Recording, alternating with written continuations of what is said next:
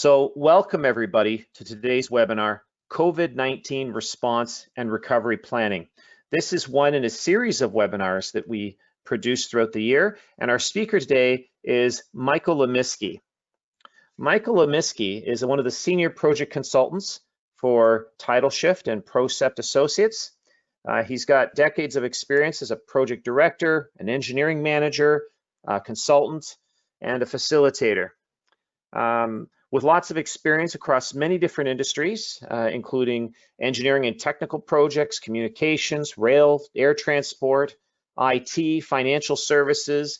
He's got quite a broad range of experience, and recently he's been dealing a lot with people helping to help them discover how to recover and plan their recovery from the COVID-19 pandemic. He's got a mechanical engineering degree from the University of Toronto. He's had his PMP for decades, and we're excited to have him here. And he's got some fun talents as well. He loves photography and likes to play electric bass cello and the vibraphone. So some fun little tidbits about Mike. Mike, welcome to our call, and take it away. Thanks, Kevin. So as a result of all this COVID-19, most of us are now familiar with government forced enclosures and physical distancing to combat COVID-19. Those struggles are resulting in, well, we're struggling to establish all of these new protocols and trying to restore operations. And as we do this, we're starting to see all kinds of risks and weaknesses in our organizations. Some organizations are facing financial ruin. Others, resuming their operations, are facing significant and disruptive changes. Organizations I work with were hit full on by COVID-19. For the Conference and Retreat Center, where I serve as on the board of directors,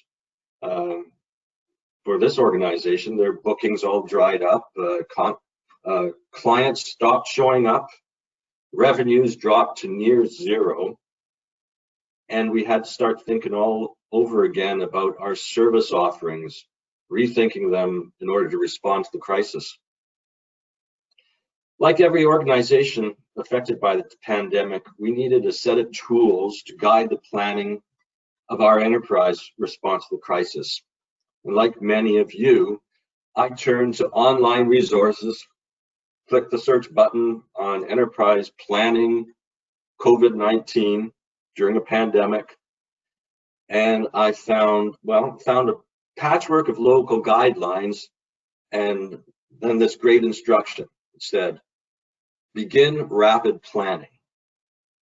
And that's like a coach saying to the team, all you have to do is put the ball in the net. It didn't give me much to work on. So we put together our planning team and then started to work through a planning framework based on my previous work in planning facilitation and project and program management, and borrowing from any resources we could. So the response recovery planning framework I used with my management teams may also help other organizations responding to the crisis and restoring their operations. In the next 30 minutes, I'm going to walk you through some of the key components of this structured process we used to plan and manage the enterprise response to COVID-19 and to relaunch operations. There will be a short QA after the presentation. The tools and techniques I'm going to show you are those we use to develop and monitor and assess components of the enterprise response and recovery plan. In our Procept and TidalShift half-day and full-day COVID-19 facilitated planning workshops, we actually get hands-on and work through these tools, taking into consideration a client's specific corporate environment. So we'll start the planning part. we're using a 3R recovery, or 3R model for recovery planning.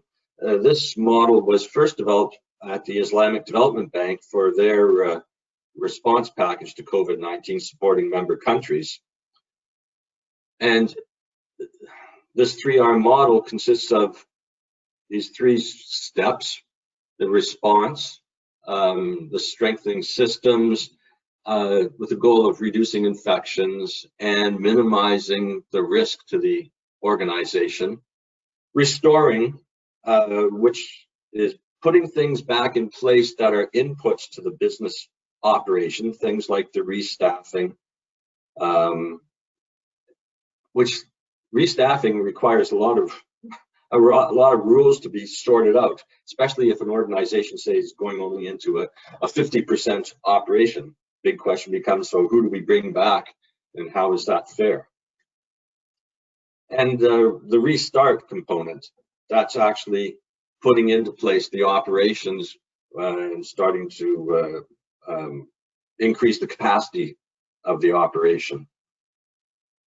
So this is the model we use to understand and categorize the activities for planning the recovery trajectory.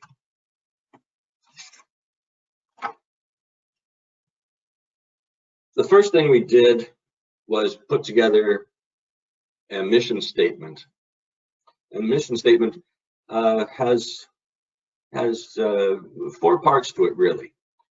One is to make the adjustments to respond to COVID-19 to minimize transmission and infection risks. Make the adjustments to reduce the business risk. Of course, we're going to organize it by the 3 R's: respond, restore, and restart. And the 4th item there is to actually support the well-being of the people who are feeling impacted by the pandemic.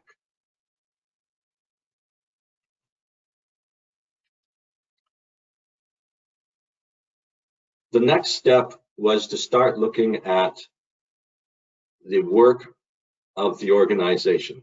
It's important to deeply understand the work and the workforce when looking at response and recovery planning. The foundation of this understanding that we used is the enterprise portfolio map. Enterprise portfolio map is very similar to an organizational structure, but the portfolio hierarchy is the breakdown of the work, not the individuals, departments, or divisions performing the work. So it's more similar to a work breakdown structure than it is to an org chart. The portfolio map gives a view of multidisciplinary work that you wouldn't see clearly in an org chart. You know, think of things like procurement. Well, you want the procurement department involved in it, but you also want the specifying department or the using department. You know, if it's procurement of cleaning supplies, then the cleaners and the procurement department both have to participate in the activity of that procurement. I was fortunate for the conference and retreat center where I serve on the board of directors that we had already developed a portfolio map about 1.5 years before the pandemic. So we already had a foundation for our planning. Other organizations I worked with spent time in developing the portfolio map, but soon recognized the value of seeing the big picture through this portfolio map. And the portfolio map then can also be drilled down into the details. So there's a detailed view of some of the elements. And of course, we can just keep on drilling down until we get to the details. But the idea here is we're using these topmost elements as the basic foundation for everything we do, with an understanding of the work and the people inside all these elements. So if you take a look here, well, you'll see across the top there, programs, food services, and marketing. We're going to start looking at the actual activities we need to perform for each of these elements. So our next step was to start a first pass at identifying the work that was required. Before doing this, of course, you have to look, find all your key data sources, public health units, government regulations and advisories.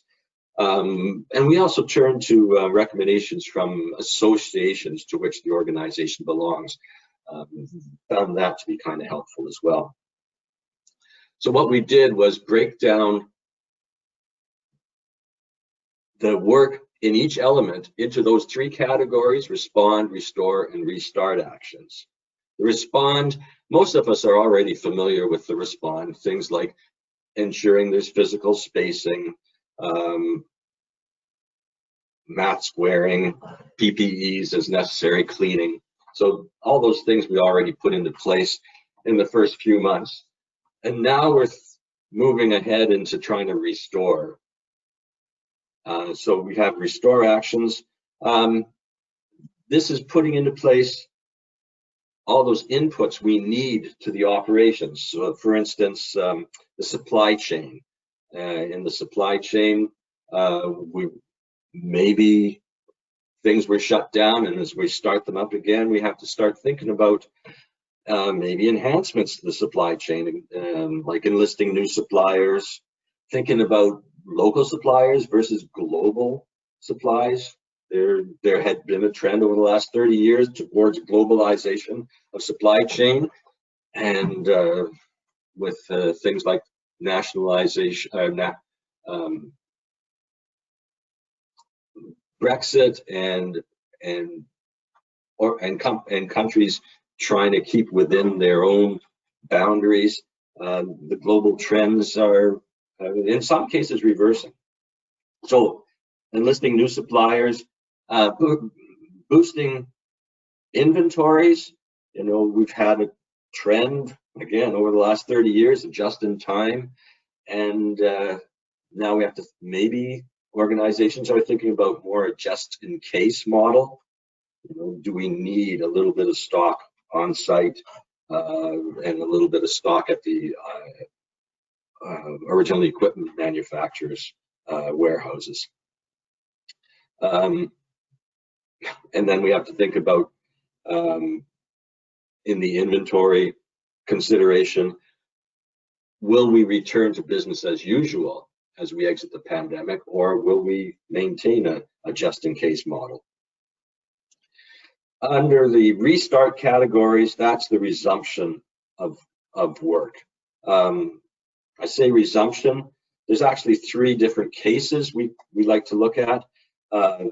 Resume work, as in just doing it the same as before with some deference to the new restrictions, spacing out workstations, wearing masks, stuff like that. Resume, first case. Refresh, give an update, clean up on the structures and programming, maybe all those little adjustments you knew had to be done but didn't have time for. Some organizations are recognizing that their automated systems aren't totally automated, and there's still a lot of paper being shuffled around.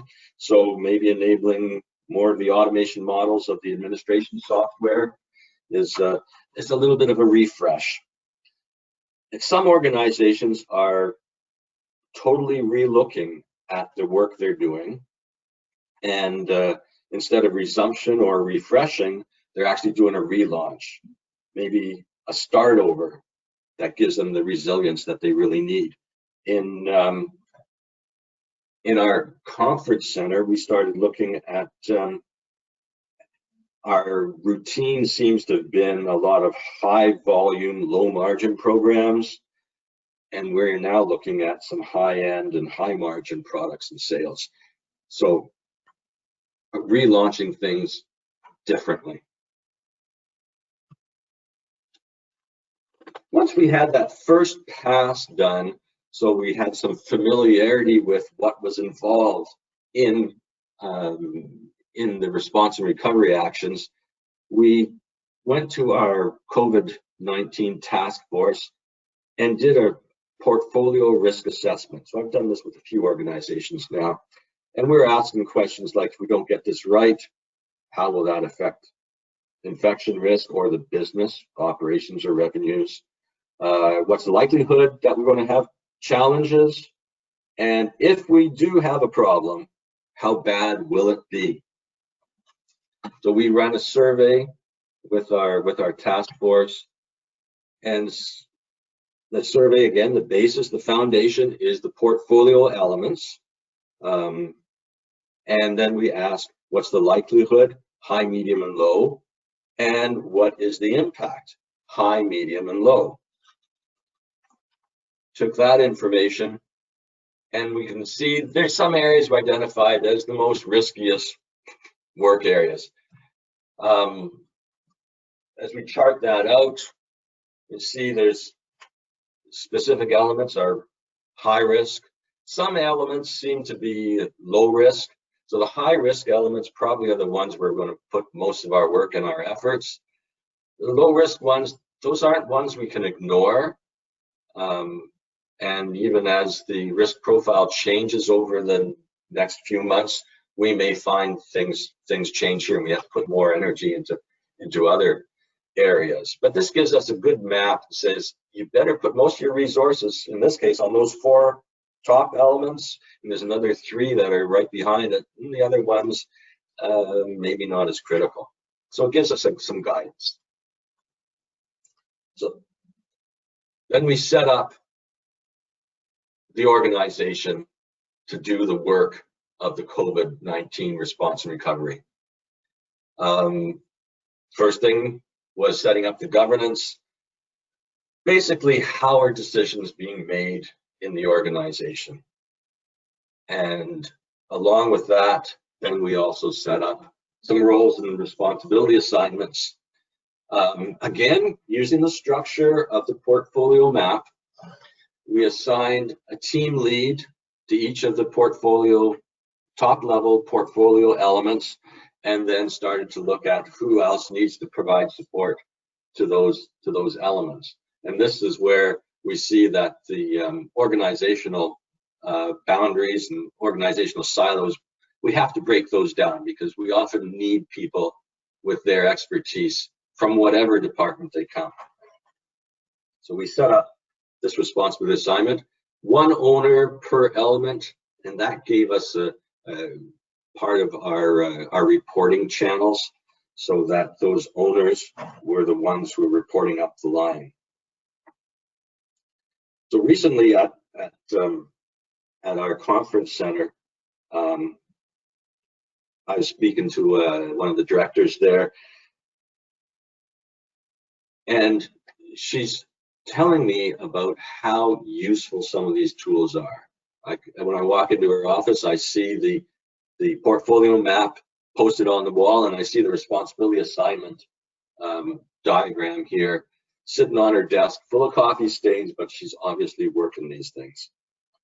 And when things start to change, you know, this is a long-term exercise, so things are going to change. What's happening is, as new work is required, we already have a structure to plug in that new work. So there was a case recently where staff housing, which we thought was like a low risk issue, didn't need any work, suddenly requires more work. Well, we already have places to plug that in because staff housing is actually part of facilities. And so it was easy to say, hey, you're the team lead on it. Yeah, you need more resources. We'll get those for you. So it was great to have this structure already for us when things started to change. The next step, of course, was to give the teams the responsibility for developing the detailed planning, the execution, and execute the work itself. So they developed detail of scope, assigned all their resources, do their estimating, schedule their work, communicate, perform the work, and manage the work.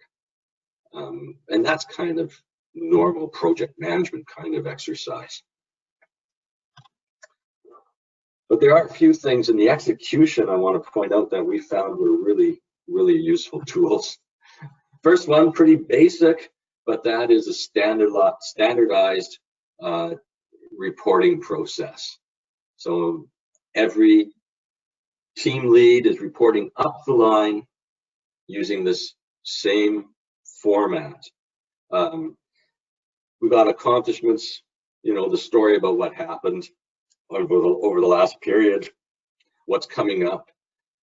But what is really important here is the issues component, things that still need to be resolved. So they can turn to the project sponsor or the steering team and ask for input on some of these issues, stuff they're sorting through, and you could go this way, you could go that way. Does senior management have any suggestions or preferences?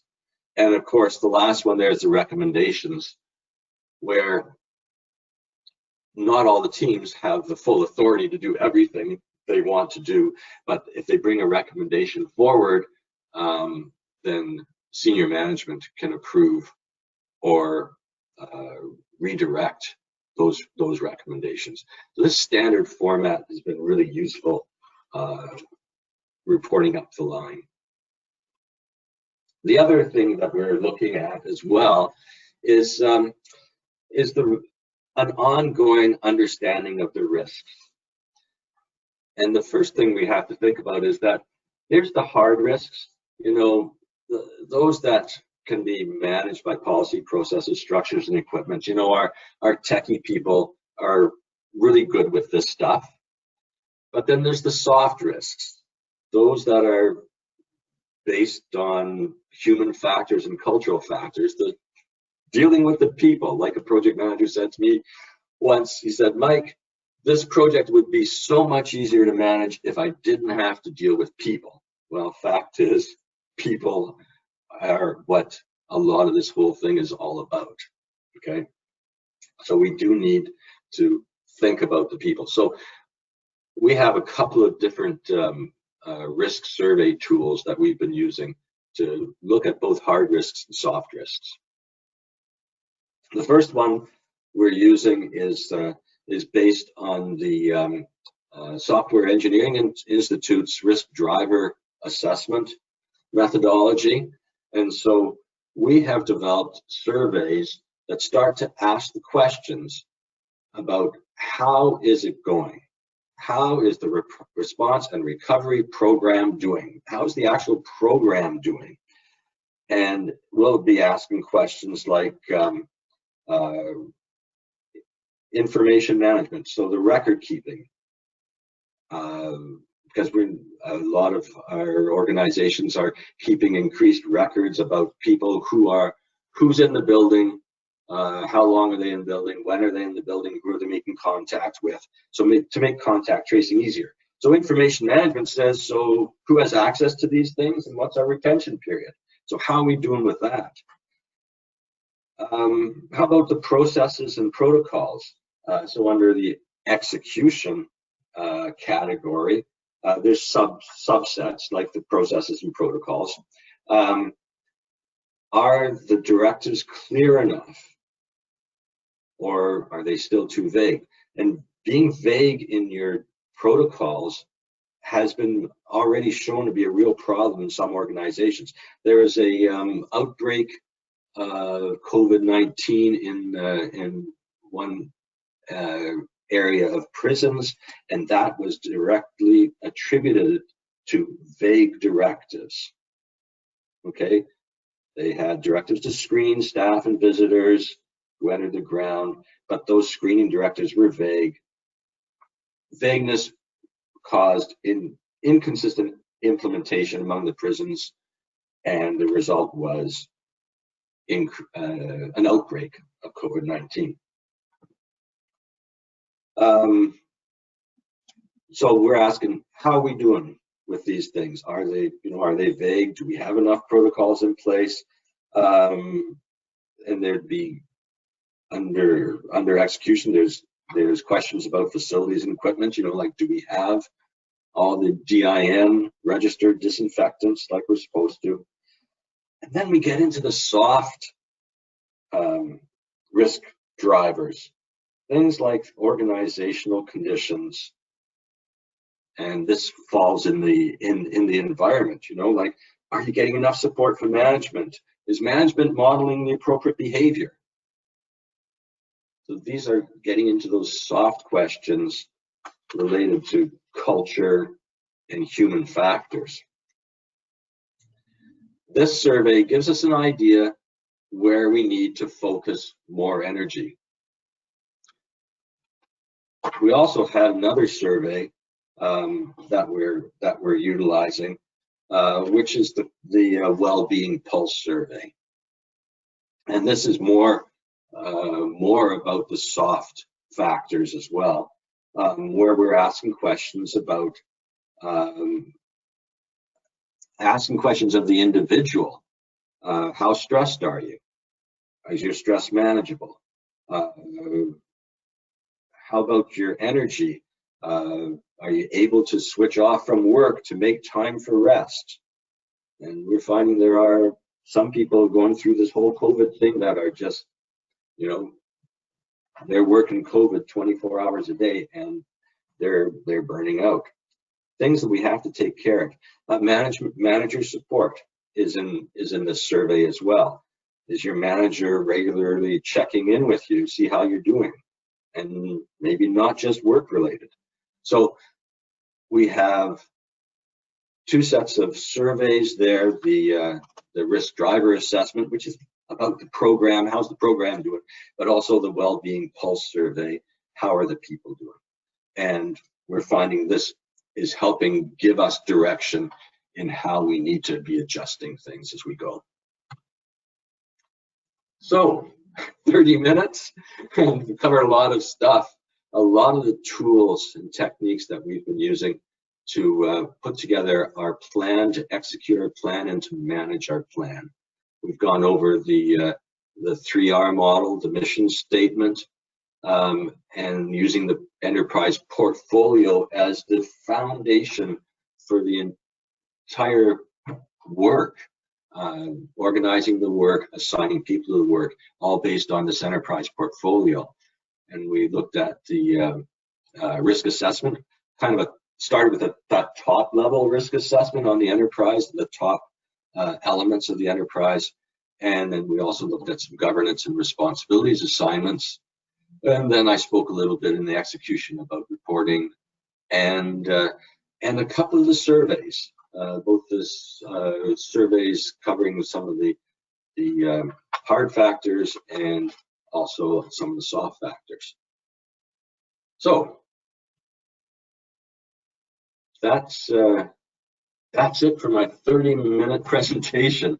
I'm going to leave this wrap up here so that you can see what material we've covered, and it's Q&A time. If anybody has any questions, there's a chat function that can be utilized for your questions. Great. Thank you very much, Michael. This is Kevin, the moderator again. I'm going to jump in. Michael, if you can jump to the next slide, if you can. Sure.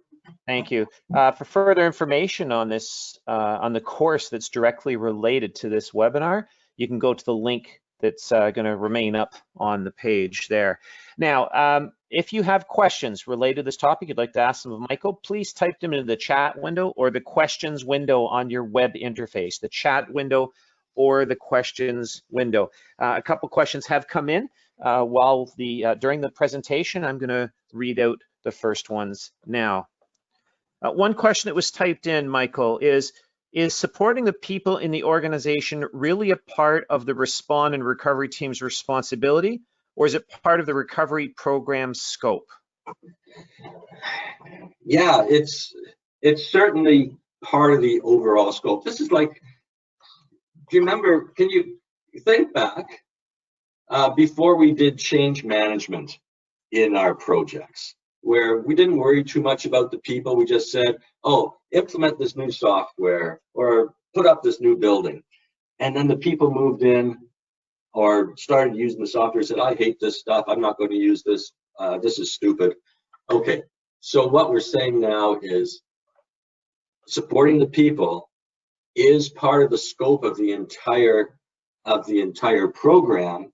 Who you assign to manage that, you know, maybe we need to engage more human resources on that. The managers and supervisors have got to be on board, but certainly it's part of the program and it's got to be included in the whole big picture. You can't do without it. People That's are going to say, this is stupid. I was going to say, that's really interesting. That just makes me wonder, should we be even asking staff if they're feeling okay? You know, it's okay. It's okay to think about that question, but the way you want to ask the question is to put it in an actionable manner. Okay, things that the organization or the supervisors or the managers can actually take action on. So if you're just asking, how are you feeling? And somebody says, oh, I feel like, like I don't feel good, or I'm feeling sick. What can you do about that? But if it can be something more specific,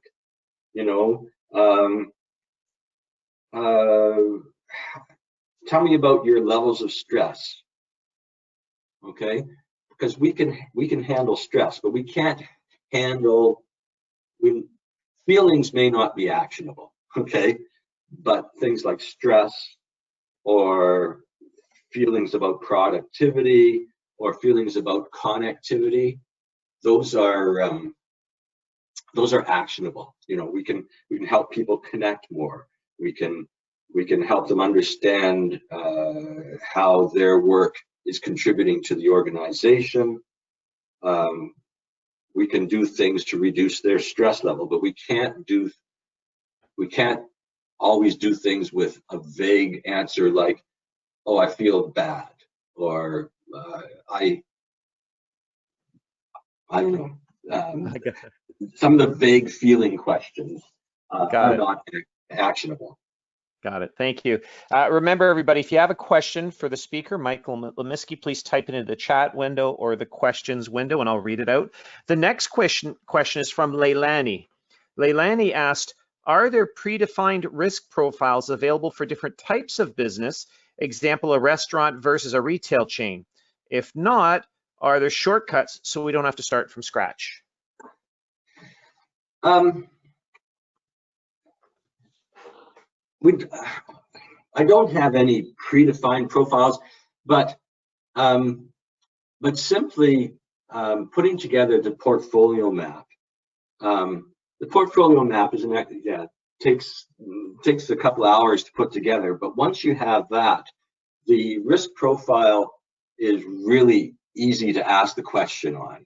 Okay, and because every organization is working in its own unique environment, I wouldn't want to turn to a generic profile. I would want my organization's risk profile, to be specific to my environment and the kind of operations that I'm doing. So that raises a question for me that, you talk about the importance of doing the portfolio map, but and you said it takes a couple hours. Why don't we just shortcut that and use the org chart as the basis for this? Yeah, the problem with that is the org chart is full of silos. It's full of silos. In reality, a lot of our work is done multidisciplinary, cutting across the silos of the organization.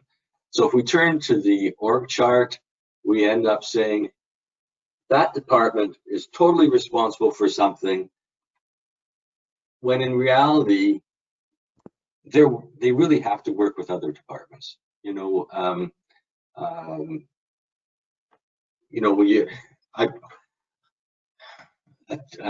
example there is, okay, you're putting together a human resources database, okay, that maybe is going to be useful for organizing your staff as you come into a restoration. Okay, is that a human resources responsibility, or is that an IT database responsibility? Well, fact is, I want IT and the DBAs to work with HR on those. So you got to cut across the organizational silos. That's why the portfolio map is superior as a foundation. Oh, very good. You made that very clear. Thank you. Another question came in. By the way, don't be shy about typing your questions into the question window or the chat window, or you can click your raised hand icon and we'll unmute your line. Another question came in from Ali. Ali asks, how does this approach map to the other crises such as civil unrest, economic crises, and hurricane damage like we saw with Katrina, etc.? Yeah, I would say that this methodology, this whole model is not unique just to a pandemic. I think this could be applied in any crisis, actually. The important part, the foundation, starting with an understanding of all the work in the organization and what people are doing, and then building from there, looking at these risks. I think it's quite applicable to any kind of crisis. Good, thank you. Any other questions? Please type them in the questions or chat window. Michael, there's another question. How often would you run a survey? Okay, and that kind of depends on what kind of survey you're running. If I was running the that risk driver kind of survey, which is about how is the program doing, that's probably like a once every month, once every 6 weeks. It's kind of a report up to the senior management team or the steering committee. Tells you how we're doing in general. But the well-being pulse surveys, what I would recommend is that you take a little piece of those surveys and run it quite a bit more frequently, because these are questions that are more about how are the people doing. Okay, so I would take a question out of that, say once every couple of weeks, and maybe a different question each couple of weeks, but questions, like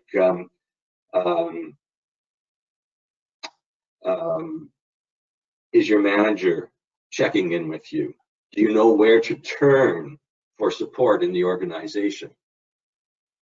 So I would be asking questions of my staff at a more frequent basis than those big questions about how's the program doing, because I want to catch any of the problems the staff are having.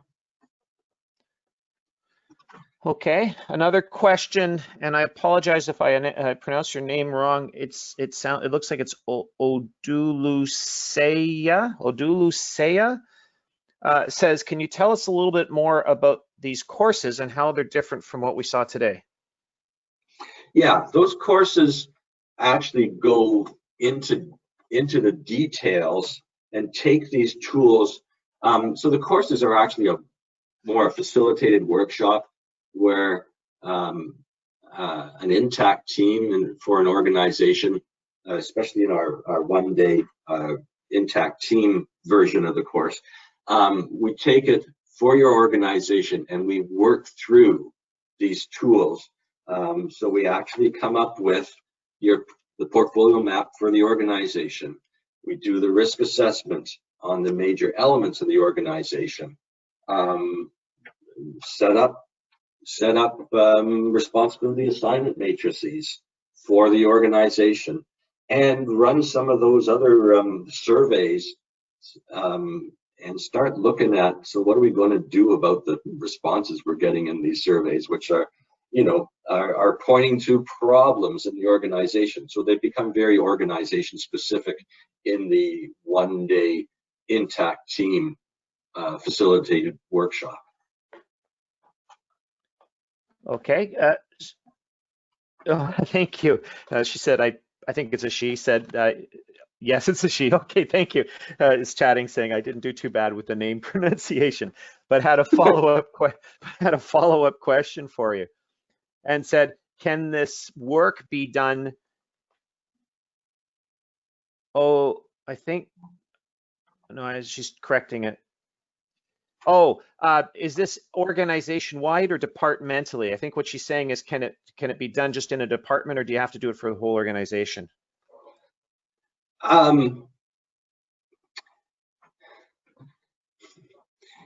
It can be broken out by department, especially if that department is genuinely working in a silo. But as soon as you realize that you're cutting across from department to another department, you should be bringing in those contact points into the discussion.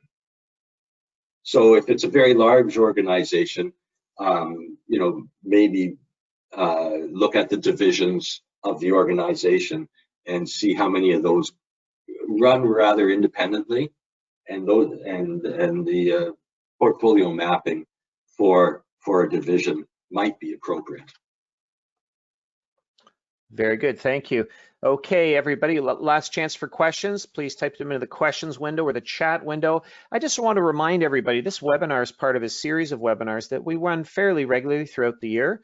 For details, you can go to TidalShift.ca or procept.com. Procept's on the screen right now, procept.com, and on the homepage, you'll see a list of upcoming events, and you'll be able to sign up for the upcoming webinars. And they get added periodically, usually with 4 to 6 weeks notice to sign up. So any more questions, please type them in the questions or chat window. Going once, twice. Okay, looks like we've answered all the questions. Thank you very much, Michael. It was very educational. I learned a lot, and certainly it looks like there's not, organizations don't have to figure this out blindly in a vacuum. There is a structure, there is a process, and by working with people who've gone through this with other organizations, they make sure they don't miss something important. And I think that's very important as we start to work our way out of this COVID crisis that we've been in for the last several months. Thank you for having me, Kevin, and thanks for all the great questions from everybody out there as well. Great. Thank you very much, everybody. Have a good day.